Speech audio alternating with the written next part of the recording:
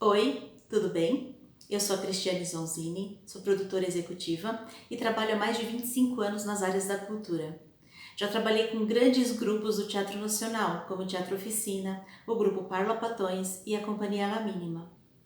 Há 7 anos eu abri a minha empresa, a La Estupenda Produções Artísticas, e desde então eu venho trabalhando na gestão e na coordenação de grupos de teatro e de circo. O material que você vai ver agora é uma aula preparada para te dar ferramentas para você construir cronograma, planilha orçamentária e prestação de contas. Você pode usar esse conteúdo na elaboração de projetos para editais públicos e também para inscrição nas leis de incentivo. Eu espero que você aproveite essa aula e se você tiver alguma dúvida, no final do vídeo eu vou deixar os meus contatos e a gente pode seguir conversando. Muito obrigada e boa aula para você! Olá, olá a todos, olá a todes, olá a todas. Essa é a aula especial de planilha e prestação de contas. Eu sou a Cristiane Zonzini e quero explicar para vocês agora como que vai se dar o desenvolvimento desse material. Essa aula, ela está dividida em 3 blocos diferentes, sendo que um bloco vai levar ao outro. Então, na primeira parte, a gente vai falar sobre a criação de um cronograma. Na segunda parte, a gente vai falar sobre o desenvolvimento de uma planilha orçamentária. E a última parte desse vídeo vai falar sobre a prestação de contas. Então, espero que vocês aproveitem e vamos começar.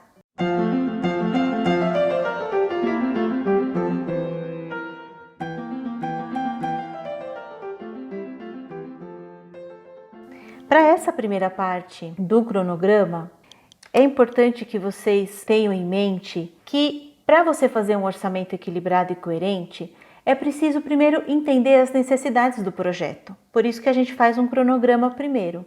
Porque quando você entende o passo a passo do que você precisa, você também tem uma noção bem ampla de que custos esse projeto vai ter, dependendo do que você precisa.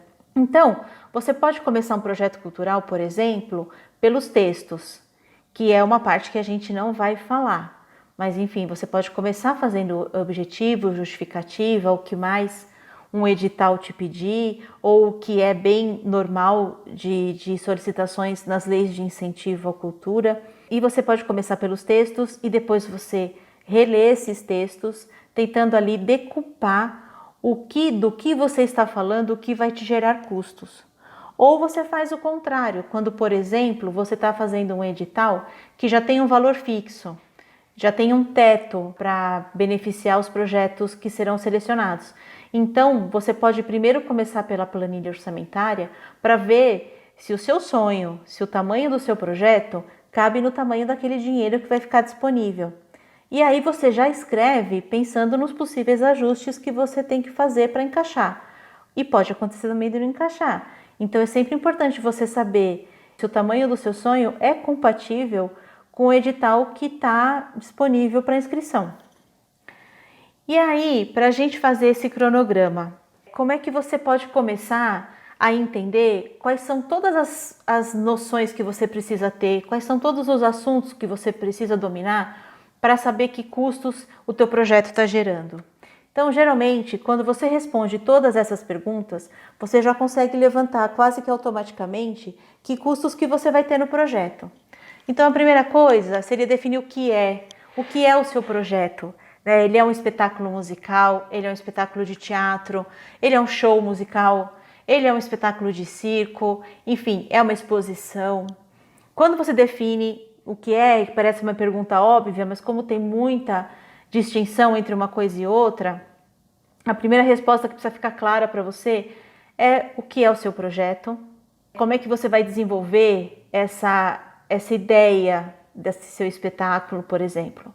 Para quem ele é, se ele é para um público infantil, se ele tem um público mais voltado à terceira idade, se ele tem um tema específico que vai interessar uma área específica da população. Por mais que você defenda que seu projeto ele é abrangente, ele é para todo tipo de público, sempre que você ainda tem um reforço de público-alvo, você acaba tendo gastos que são referentes a esse público-alvo. E aí são distintas opções. Então, você entendendo bem essa resposta, você consegue entender se você tem custos extras porque escolheu esse público-alvo ou não. Para que é o diferencial do seu projeto, é onde você vai defender qual é a sua ideia, qual é o seu sonho. E aí, quando você tem isso bem claro, você consegue entender o que você precisa fazer para realizar esse para que né? Você tem um objetivo muito específico e todo o seu sonho e toda a sua vontade de realização daquilo vai gerar custos. Então, para que é fundamental responder antes de começar. Com quem é a ficha técnica. Então, quem são as pessoas que vão trabalhar com você? Quanto ganha cada pessoa? Por quanto tempo de trabalho? A parte da ficha técnica, né, que tem a ver com os recursos humanos, enfim, é uma parte importante. Geralmente, em quase todos os projetos, é o valor mais alto quando você junta. Então, o material humano tem que ser considerado e quanto mais completo possível, para você não ter surpresa lá na frente, de ter esquecido de considerar alguém que era importante para o seu projeto. Aonde determina, por exemplo, no momento presencial, que espaço você vai ocupar. Eu estou falando em momento presencial porque essa aula está sendo gravada em abril de 2021, quando a gente está numa situação de pandemia e as pessoas não estão saindo de casa por uma questão de saúde, de prevenção, e os espetáculos, as obras, enfim, estão sendo quase que 100% realizadas de forma virtual. Então, onde também inclui isso, né? É no YouTube, aonde porque você definindo o lugar, você também define custos. Em um momento presencial, por exemplo, se você responde que onde é um teatro privado, você já entende que você tem que pagar a locação do teatro. Se você responde onde no momento presencial e você determina uma circulação estadual, municipal, enfim, você já tem automaticamente custos de logística, com transporte, com alimentação, com hotel.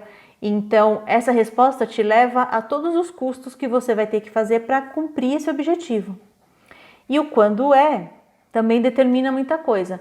Quando se a gente estiver falando de uma estreia, por exemplo, você define daqui quanto tempo você quer estrear e isso vai determinar para trás o que você precisa fazer, quanto tempo você precisa para levantar o espetáculo e vai determinar também para frente, depois da sua estreia, depois que você cumprir a temporada, quanto tempo você precisa para prestar contas, para levantar todo o clipping, por exemplo, que foi gerado, para fazer a prestação de contas, para enviar relatório final, ou para a autarquia que desenvolveu esse edital e te beneficiou com dinheiro, ou com seu patrocinador que te beneficiou através de lei de incentivo. Então, enfim, são perguntas que quando você responde objetivamente, você tem uma noção bem completa do que é o seu projeto, para além da questão artística. E aí, você tendo essas respostas, você consegue levantar um cronograma. O cronograma, geralmente, o modelo mais comum, ele está dividido em 3 etapas. E cada etapa está dividida também em meses. Então, a gente não usa datas específicas, porque todo o projeto começa a partir do depósito da primeira parcela, se ela está dividida em parcelas ou não. É a partir do dia que entrou o dinheiro na conta. Então, a gente não coloca a data, porque provavelmente a nossa expectativa de data pode não bater com a data desse início do projeto, mas a gente determina meses. Então, para cada etapa dessa daqui, você determina uma quantidade de meses. Então, na pré-produção, você vai ter 3 etapas: a pré-produção, a produção e a pós-produção. Eu aqui para frente não vou me ater muito em falar de um por um, e vocês podem parar o vídeo depois para entender esses itens, mas eu vou falar mais abrangentemente assim sobre cada fase. Essa fase da pré-produção, ela envolve tudo o que acontece antes do objeto do projeto. Então, o objeto do projeto, ele é o quê? Se for um espetáculo teatral, ele é a estreia e a temporada, com alguma contrapartida que geralmente a gente considera como oficinas, palestras, isso tudo é o objeto. vai ser realizado quando for realizada a peça, por exemplo. Então, o que você precisa trabalhar antes? O que vem antes disso? Então, é a sua relação com os criadores, né? Com as pessoas que vão desenvolver a parte criativa do projeto, são os ensaios, os momentos de pesquisa, de repente o levantamento da dramaturgia. Então, é tudo que está envolvendo o que vem antes, para que você cumpra a próxima fase da produção, que é quando vão acontecer as atividades que você se propôs.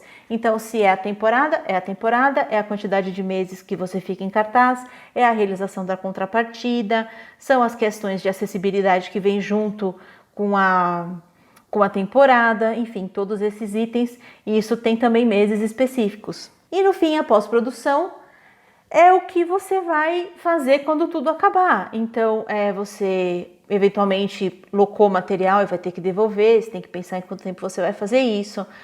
Você vai prestar contas, você vai fazer um clipping, né? Vai levantar um clipping, você tem que entregar um relatório final, ou para o órgão que te beneficiou com esse dinheiro, com essa verba, ou para o patrocinador, enfim. Então, tem toda essa parte também de pós-produção, que geralmente não dura mais de 2 meses, na maioria dos casos.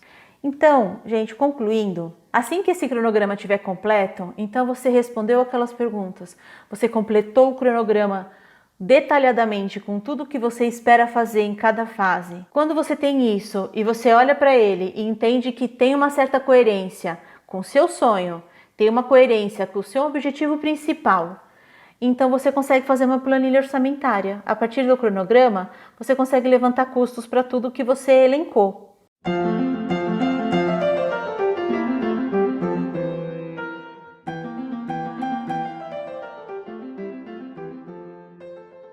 Então vamos falar agora da planilha orçamentária. Esse é o segundo bloco que vai discutir o orçamento. O que é importante entender em relação ao orçamento? Dentro de um projeto que você vai inscrever em algum edital ou lei de incentivo, o orçamento é o coração ativo do projeto. Ele demonstra quais são as ações que você tem e como você pretende realizar essas ações de forma organizada. Todo esse conceito, ele diz respeito a editais ou leis de incentivo, então a gente está falando de dinheiro público. E a utilização de dinheiro público é uma coisa muito séria, porque ela depende de uma demonstração para a população de que aquele dinheiro está retornando para ela.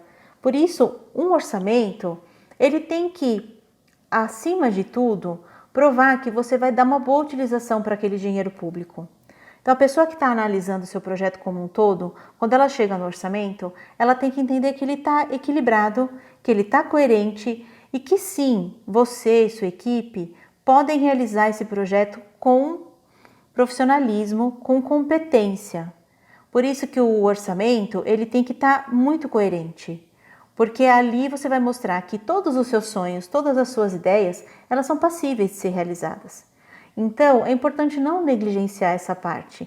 O orçamento, ele é uma ferramenta importante dentro de um projeto. E mais que isso, quando você já pensa a planilha orçamentária, você já pensa ela como também a ferramenta que você vai usar para prestar contas, então você consegue, nos seus lançamentos dos itens, dos valores, já pensar que ali você vai prestar contas a partir daquela planilha.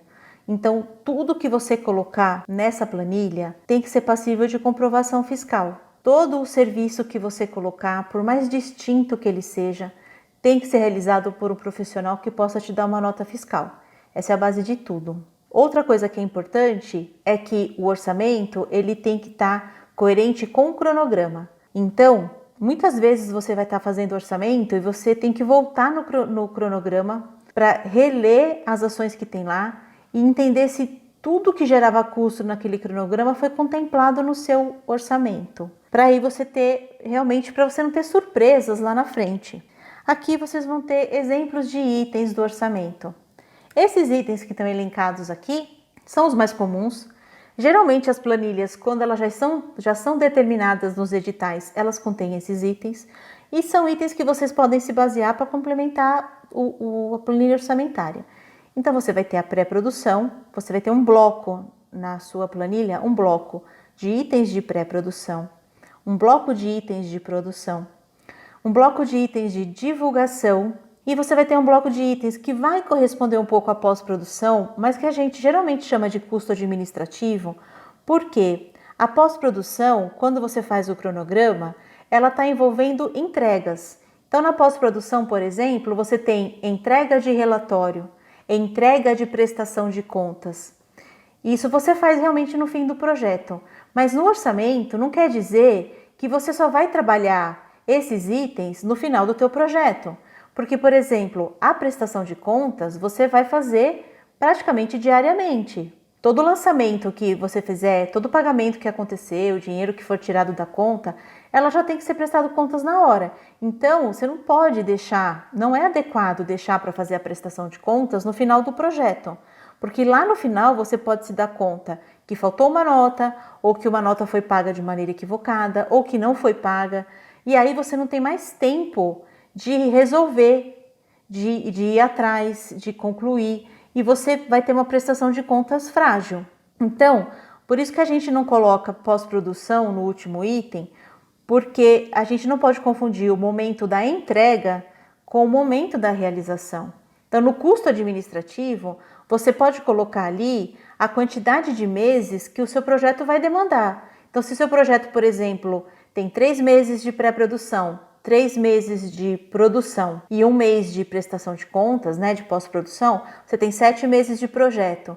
Então, nos custos administrativos, você pode colocar 7 meses para pagamento de um contador, 7 meses para pagar um administrador financeiro, 7 meses para pagar taxa bancária, por exemplo. Por isso que a gente usa custo administrativo, porque você pode contemplar o pagamento mensal de custos que são da administração e não deixar para pagar no fim, porque é uma fragilidade muito grande isso. E se você já apresenta um orçamento assim, já fica claro que você não tem um entendimento de como essas coisas se dão na prática.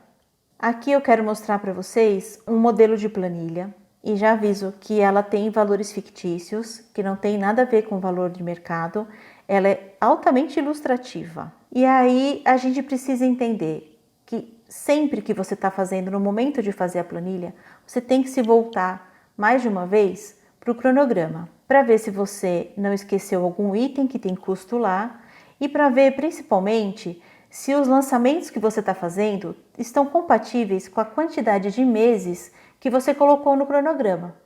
Então, supostamente, um exemplo, você disse que na sua pré-produção você ia ter um elenco ensaiando por 3 meses. Quando você chegar na planilha orçamentária, você tem que colocar também 3 meses de pagamento para cada ator. Isso tem que bater. O que você disse no cronograma tem que estar igual no orçamento.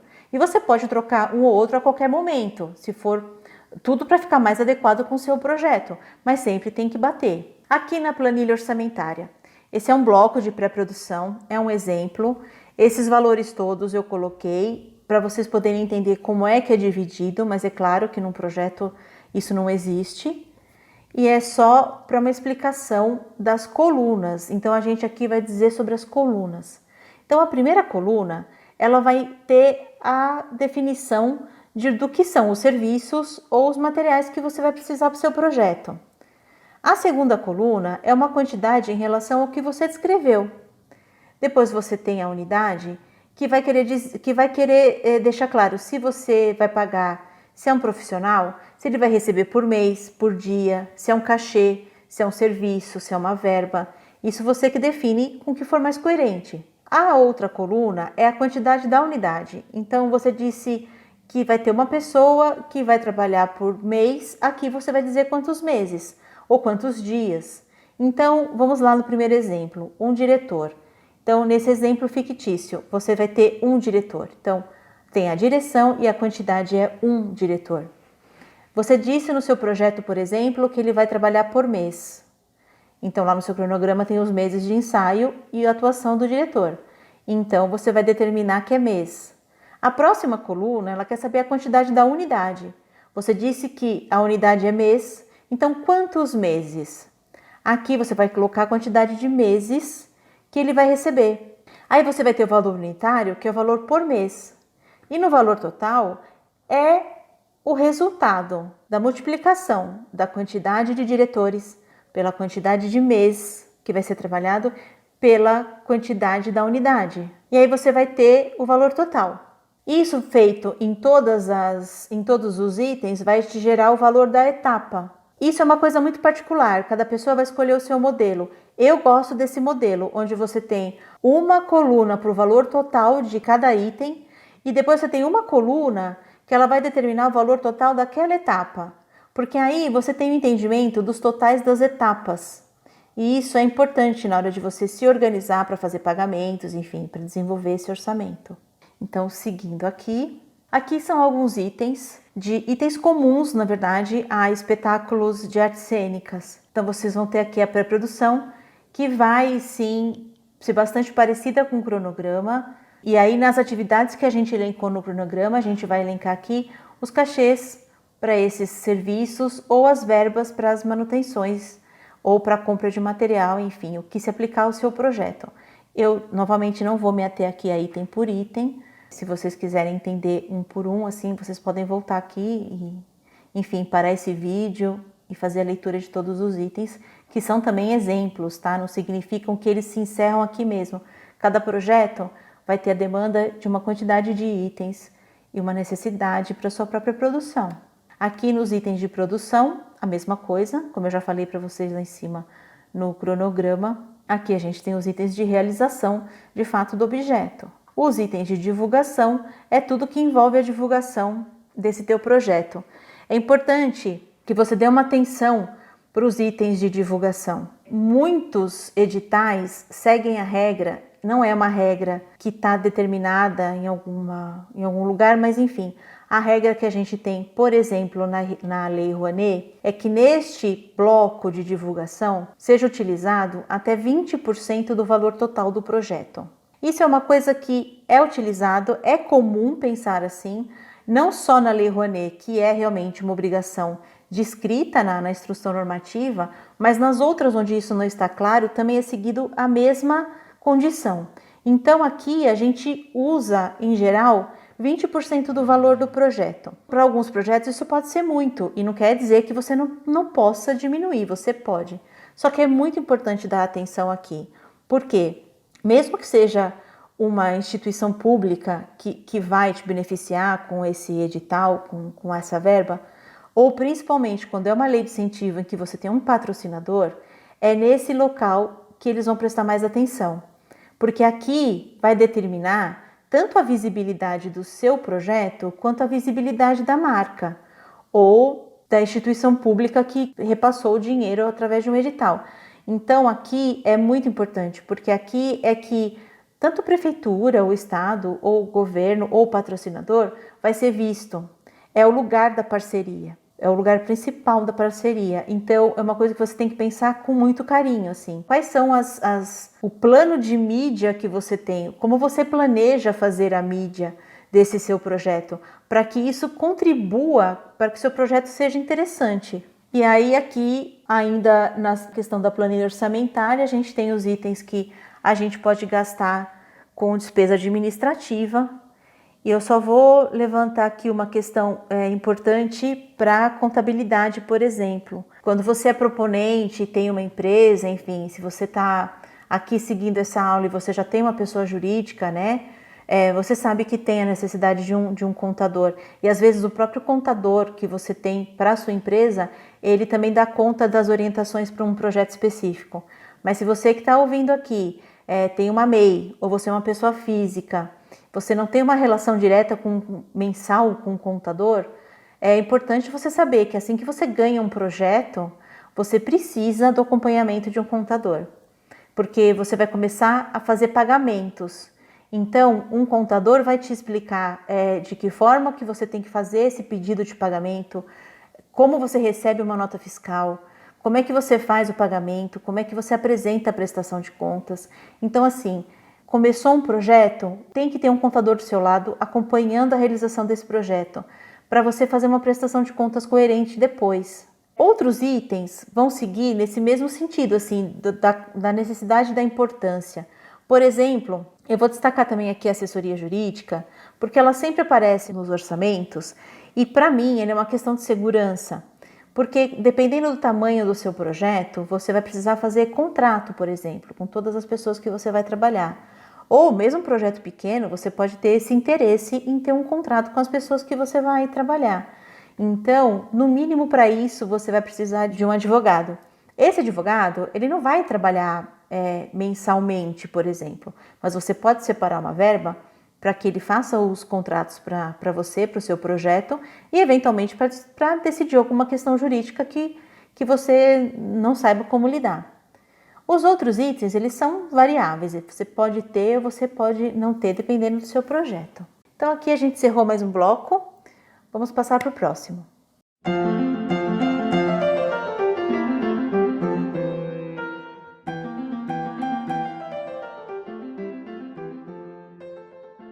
Chegamos então agora no último bloco, onde o assunto é a prestação de contas. Sempre que você estiver realizando um projeto que é referente a algum edital público ou mesmo lei de incentivo, você vai se deparar com um modelo de planilha que é estabelecido por aquele edital ou aquela lei de incentivo. Então, por um lado, não tem uma preocupação de criar uma planilha, mas ao mesmo tempo você tem sim que seguir a planilha que está lá, na forma que está lá. Todo edital tem orientação quanto à planilha e à prestação de contas, e sempre você pode também ter orientação direta do órgão de como você faz isso. Fica tudo muito disponível, que é realmente para não ter dúvidas, que você tenha uma prestação de contas transparente. Então, para você ter todas essas informações organizadas, eu vou repetir o que eu já falei nessa aula, que é uma ação de fazer a prestação de contas quase que diariamente, ou se não diariamente, sempre que for realizado um pagamento. Então, você pagou, você já lança na planilha. O importante é você ter isso quase que diariamente sendo feito, porque é muito complicado deixar isso para o final. Às vezes o projeto dura 1 ano e você deixa para fazer no fim, é muita coisa que se perde. Então, primeira coisa é observar o documento fiscal. Se ele é um documento que demanda de uma comprovação fiscal válida, principalmente porque a gente está, em todos esses casos aqui que eu tenho falado, está lidando com dinheiro público. Então, a gente sempre apresenta uma prestação de contas no sentido de que a tributação daqueles contratos todos tenha sido efetivada. Então, se você comprou um material numa loja, por exemplo, essa loja ela só vai pagar imposto sobre o material que ela te vendeu se ela te emitir uma nota fiscal. Se não, ela está sonegando imposto. E é isso que interessa na prestação de contas, que as ações de compra e venda ou de prestação de serviço sejam formais, sejam de formas corretas. Então, todo mundo segue a lei. Se todo mundo presta serviço, tem que pagar imposto. Se todo mundo vende uma mercadoria, tem que pagar imposto. E você, que é o agente de gastar esse dinheiro público, tem que saber que você precisa apresentar documento fiscal válido e que esse ciclo ele continue acontecendo. É responsabilidade da gente também, que está lidando com a prestação de contas, entender esse documento fiscal e entender por que ele é importante. Porque você não pode contribuir com a sonegação, por exemplo. Se você pegar uma nota, por exemplo, que você acha que não é uma nota válida e você não tem condições de analisar, você vai recorrer ao seu contador. Então, antes de pagar por aquele serviço ou por aquela compra, você precisa mostrar a nota fiscal para o seu contador e saber se você pode usar isso depois na prestação de contas, porque um contador vai saber te falar. Em geral, quando você tem uma nota fiscal válida, ela tem informações importantes, que são essas que coloquei aqui. Ela tem a razão social, que é o nome da empresa. Ela tem o número do CNPJ, que é o Cadastro Nacional de Pessoa Jurídica. O CNPJ para a empresa é a mesma coisa que o CPF para a gente, pessoa física. Então, é um número e ele está sempre na nota fiscal. Ela tem o endereço do local onde você está fazendo a compra ou contratando serviço. Ela tem um número, que é um número único, é um número de série. Então, você vai ter um número exclusivo daquela nota. Ela tem a data que ela foi emitida, a data da compra, que geralmente vai bater com o seu extrato bancário com o dia que você fez o pagamento. Ela tem o valor unitário e o valor total. Isso, se tiver todas essas informações, ela é uma nota fiscal. A maioria dos editais ainda pedem para você complementar essa nota com as informações do projeto. Então o edital tem um nome, o seu projeto também tem um nome e geralmente você pede para a pessoa que você está contratando, se for um prestador de serviço, ele consegue emitir uma nota e ele, além dele dizer o que ele fez no projeto, ele vai dizer que é referente ao projeto tal, que é o nome do seu projeto, e referente ao edital tal, o edital que você ganhou. Quando é uma nota, por exemplo, de supermercado, vamos supor que você comprou lanches para o ensaio. Aí, é claro, você não vai ter como descrever, colocar esse descritivo do edital, enfim. Mas no mínimo você vai estar ali essas informações e você pode pedir para o caixa colocar o CNPJ da sua empresa, por exemplo.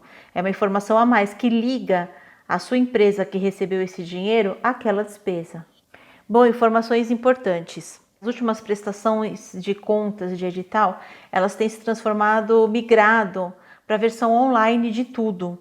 Então, hoje, ou há muito tempo já, você não entrega mais o comprovante físico. Então, a nota fiscal, mesmo que ela venha fisicamente para você, né, que é o caso de um cupom fiscal, você não tem que apresentar na prestação de contas, você não tem que apresentar essas notas fisicamente para avaliação. Você vai escanear tudo, você vai ter PDF de tudo e vai guardar. Porque os editais mais novos, mais atuais, eles têm aquela planilha que eu falei, que sempre eles mandam. Você vai preencher aquela planilha com todas as informações que tem na nota fiscal e com o serviço que ele foi, para qual ela foi pago. E você vai mandar essa planilha, basicamente é essa planilha. As notas, depois que você escaneou, guardou no PDF, em PDF, você vai guardar com você, num pendrive, num HD externo, enfim, num drive, numa nuvem, você vai guardar. Por quê? Você tem que guardar até a avaliação da prestação de contas e depois. Então, primeiro você guarda para avaliar a prestação de contas. Quando aquele órgão que está avaliando avaliar, ele pode te questionar de uma nota ou outra, e aí você vai ter que acessar os seus arquivos para apresentar a justificativa, ou ele pode pedir todas as notas. Depois que passou essa fase e a sua prestação de contas foi aprovada, ainda assim, depois disso, você tem que guardar por um prazo. Cada edital vai determinar um prazo. A maioria determina que você guarde as notas até 5 anos e tem que prestar atenção nesse diferencial. Não é 5 anos depois que você entrega a prestação de contas. São 5 anos depois que a prestação de contas é avaliada e aprovada. Aí você guarda por 5 anos. E tem alguns editais agora, mais atuais, que estão pedindo para você guardar por 10 anos, depois da avaliação. Então, preciso prestar muita atenção, porque se você guarda um documento que não era válido e isso vai te gerar uma dúvida lá, daqui a 2, 3 anos, você vai ter um grande problema na sua vida. Então, é importante fazer isso com muita atenção e muito corretamente, para você não ter dor de cabeça no futuro. Além das notas fiscais, a gente também junta os extratos bancários, porque geralmente você está usando uma conta exclusiva para esse projeto. Na grande maioria dos casos, você ganhou um dinheiro que vem de uma entidade pública, você vai abrir uma conta para esse projeto ou a própria entidade vai abrir, específica para esse projeto. Nessa conta não pode entrar outro dinheiro, só o do projeto. E aí você vai fazer todos os pagamentos nessa conta, direto nessa conta. Então, quando você apresentar o extrato bancário, ele praticamente vai bater com a planilha de prestação de contas que você está apresentando também. Cada lançamento vai pagar uma nota. É bem básico, o extrato é bem um espelho de todas as ações que você fez e as comprovações vão estar nessa planilha. Uma coisa importante também de saber, que sempre é solicitado e precisa fazer, é aplicar o dinheiro. Às vezes você não vai usar o dinheiro de imediato, ou mesmo que você vá usar, você tem que aplicar esse dinheiro. É uma exigência da grande maioria dos editais. Para falar a verdade, eu não conheço edital que não pede isso. Então, você faz uma aplicação de baixo risco ou até uma poupança com resgate automático, que é para garantir que você não vai ficar com a conta zerada e o dinheiro bloqueado na aplicação. Isso vai te gerar uma renda, dependendo do valor do projeto, uma renda pequena, uma renda maior. Esse dinheiro que sobrou da aplicação, você também tem que utilizar ele no projeto. Então, você pode utilizar no projeto, porque acaba às vezes que você tem uma despesa ou outra inesperada, alguma coisa saiu mais caro, então esse dinheiro que sobra, você justifica na aplicação de alguma despesa inesperada. Se de forma alguma não der para você usar, porque o projeto está muito completo, muito executado e você não consegue usar esse, e até pode acontecer de sobrar mais dinheiro. Você ganhou uma verba e você não usou ela toda, você terminou o seu projeto e sobrou dinheiro. Pode acontecer. Você pode daí repensar o seu projeto, entender se realmente não tem onde utilizar o dinheiro que está sendo gasto, se de fato ninguém trabalhou mais do que estava determinado ali, se de repente não tem mesmo, o projeto está completo e você não tem onde colocar esse dinheiro, você vai fazer a devolução. Como é que é feita a devolução? Como você tem uma conta exclusiva para isso, vai sobrar lá esse dinheiro. Aí, geralmente, quais são as atitudes? Você presta contas, informa que sobrou esse dinheiro. A pessoa que está avaliando isso no órgão público vai emitir uma guia para você e você faz o pagamento. Esse pagamento vai zerar a conta. Você zerou a conta, encerra a conta.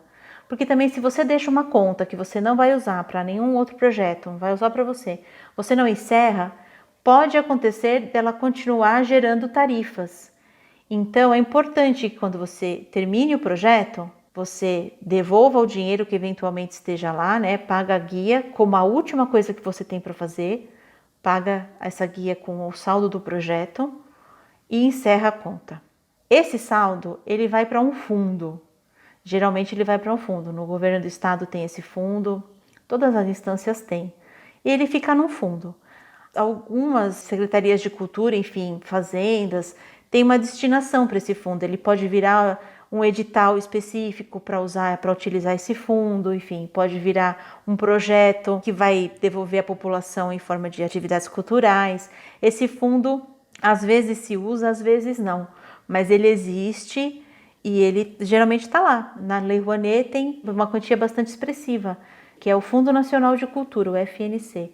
Então, não é incomum, vocês podem ver que vários projetos, vários proponentes devolvem dinheiro e esse dinheiro tem a finalidade de ser reutilizado sim em ações culturais. Bom, para finalizar, o nosso último item trata do direito nas artes, que é uma coisa importante e que quando você pensa em levantar custos, talvez esses itens do direito passem despercebidos e são coisas que você de repente pode perceber que precisava deles durante a execução do projeto. E aí são contas que chegam de surpresa.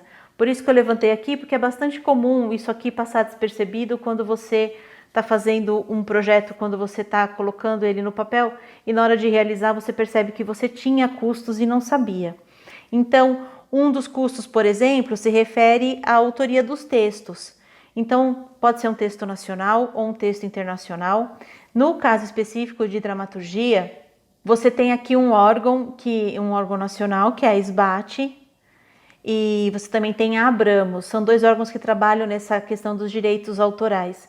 Então, a SBAT, por exemplo, atende autores cadastrados, então dramaturgos, autores, enfim, eles se cadastram nessa entidade e quando você vai usar um texto desses autores cadastrados, você tem que pedir autorização via SBAT para poder se utilizar desses textos. A Abramos também tem a mesma função, mas para além disso, ela também trata de direitos internacionais, com uma agilidade muito boa, assim, bastante profissional. Então, a Abramos é um órgão que vai tratar tanto dos textos de autores que são cadastrados aqui, quanto de autores, dramaturgos de outros países que têm seus cadastros nas suas entidades locais, e a Abramos vai conversar de entidade para entidade para solicitar a liberação desses textos.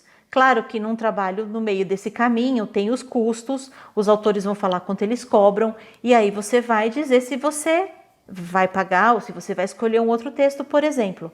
Para autores mais...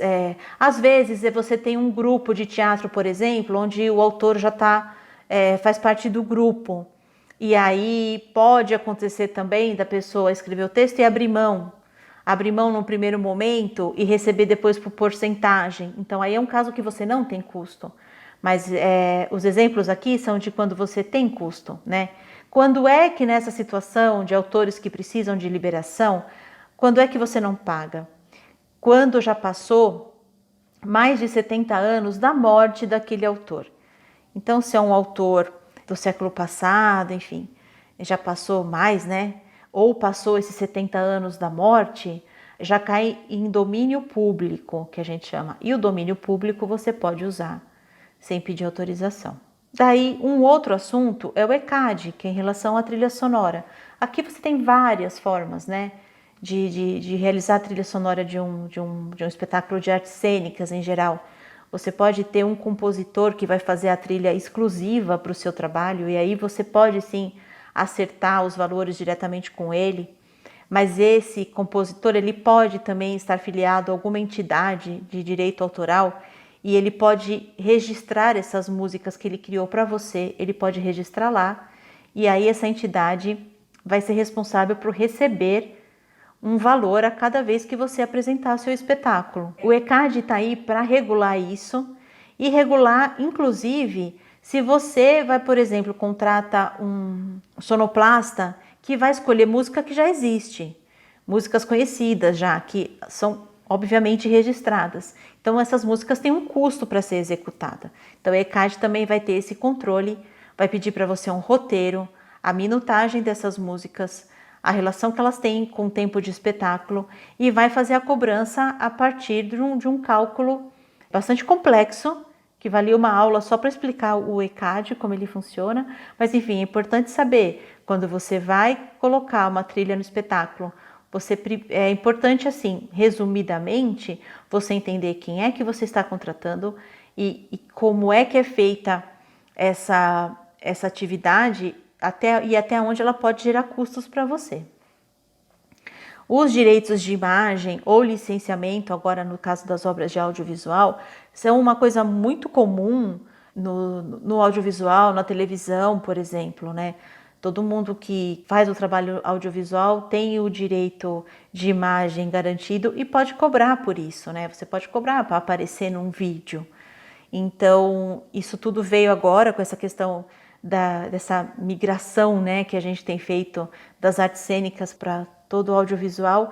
Então tem também essa questão dos direitos de imagem, que são direitos, né, que a pessoa tem de receber, e isso pode constar no orçamento, né.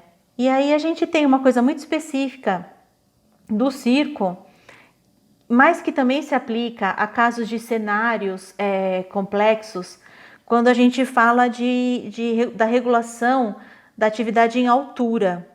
Então, a gente sempre vai ser solicitado para você uma ART, que é um atestado de responsabilidade técnica, e o laudo de segurança. Quem emite isso é sempre um engenheiro de segurança. E diz respeito a quê? No circo, por exemplo, quando você estiver fazendo um espetáculo que tenha números aéreos, por exemplo, onde a pessoa se pendura a mais de 2 metros de altura, ou até em equipamentos de solo, números de solo, mas que o artista ele vai ficar a 2 metros acima do solo, em qualquer aparelho de solo, por exemplo, também é pedido ART. Tem casos também num espetáculo que não é de circo, mas, por exemplo, você tem um cenário onde um cenário que tem mais de 2 metros, e aquilo é um mezanino para o cenário, e o ator vai subir e vai atuar em cima desse mezanino que tem mais de 2 metros, então você também, provavelmente, você vai ser cobrado a apresentar uma RT para aquilo. Para que a pessoa, o espaço que está te recebendo, não tenha responsabilidade sobre a segurança daquela pessoa. E quem vai se responsabilizar por tudo isso é o engenheiro que te dá o atestado. Então o engenheiro, nesse caso, ele vai tomar contato com o seu equipamento, ele vai entender as medidas, ele vai entender para que ele serve e ele vai te dizer se é seguro ou não. E se ele falar que é seguro, ele assume todas as responsabilidades por isso. A gente chegou ao final da aula, eu espero que vocês tenham chegado até o fim junto comigo, tenham aproveitado bastante, espero que tenha esclarecido bastante as dúvidas de quem está começando, de quem está se empenhando aí, empreendendo pelo mundo dos editais. E se ficar alguma dúvida, tem aqui meus canais de comunicação. La Estupenda é a minha empresa, tem página no Instagram, o endereço está aí, ou e-mail da minha produtora.